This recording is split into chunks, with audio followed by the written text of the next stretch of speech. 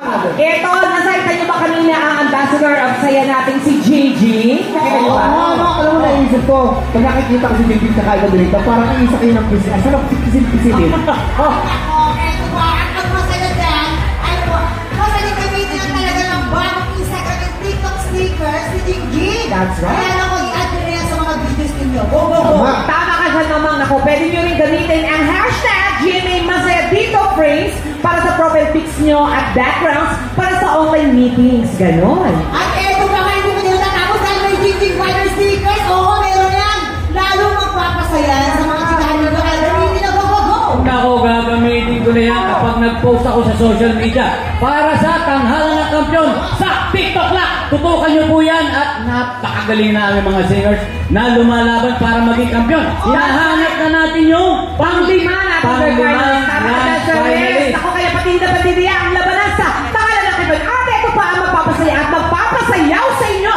Ang unang AOS Showdown today, Herlin versus Faith. Ito na ang sagpukan na TikTok Live Biz!